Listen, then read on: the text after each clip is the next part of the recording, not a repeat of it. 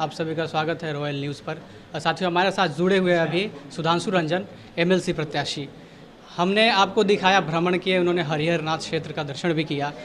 सवाल कुछ करेंगे, युवाओं के लिए क्या करेंगे वो भी बात करेंगे। सबसे पहले मेरा आपको बहुत बहुत स्वागत है। जी, आपको भी बहुत बहुत इस सोनपुर की पावन धरती बाबा हरिहर नाथ के क्षेत्र में आपको भी बहुत बहुत धन्यवाद। एमएलसी का आपने घोषणा किया कहीं ना कहीं अपने स्तर पर, क्या लगता है आपको, पार्टी आप पर विश्वास जताएगी?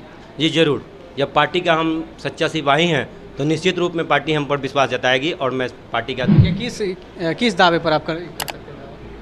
किस आधार? इसलिए कि आधार मेरा जन आधार है। जी। मैं लोगों के बीच में हूँ और जनप्रतिनिधियों के दिल में हूँ, और जो जनप्रतिनिधि हैं वो सरकार के लोगों के नज़दीक में हैं, हमारे राष्ट्रीय अध्यक्ष जी के नज़दीक में हैं, हमारे नेता प्रतिपक्ष तेजस्वी यादव जी के नज़दीक में हैं।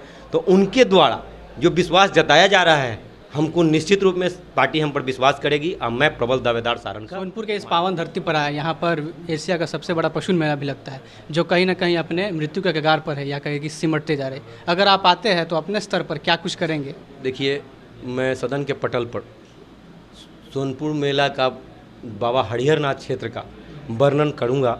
और इस हरिहर नाथ क्षेत्र बाबा सोनपुर मेला का, यहाँ हमारे जानकारी से पहले बड़ी विडंबना है कि हमारे जानकारी से पहले यहाँ जो मेला लगता है उसके मुख्य अतिथि माननीय मुख्यमंत्री जी हुआ करते हैं।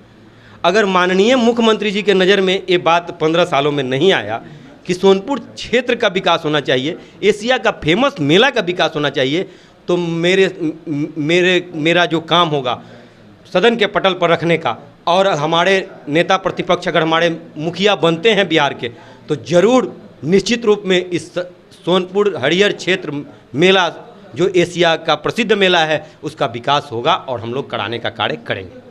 आप सारण से आते हैं तो आपका जुड़ाव कहीं ना कहीं सोनपुर से है ही, किंतु पूरे भारत का भी जुड़ाव इससे होना चाहिए। जी। कुछ लोगों का कहना है कि नीतीश कुमार कहीं ना कहीं सोनपुर का गला घोट रहे हैं, कितनी सच्चाई? देखिए, सच्चाई तो है, कुछ लोग नहीं, अगर सोनपुर की जनता मांग करती है तो जायज़ मांग है।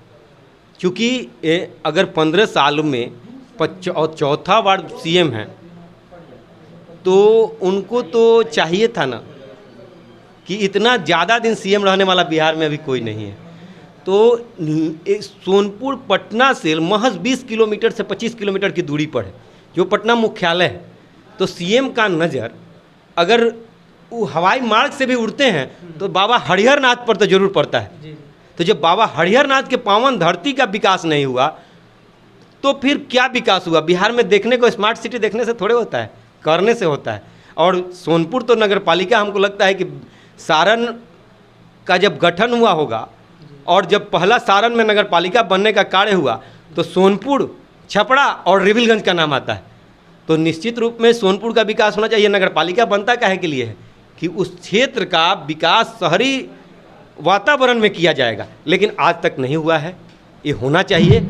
और अगर हमारी सरकार बनती है, हमारे नेता प्रतिपक्ष यहाँ के मुखिया बनते हैं, तो हम लोग निश्चित रूप में विकास करेंगे और एक अच्छा संदेश देने का कार्य करेंगे।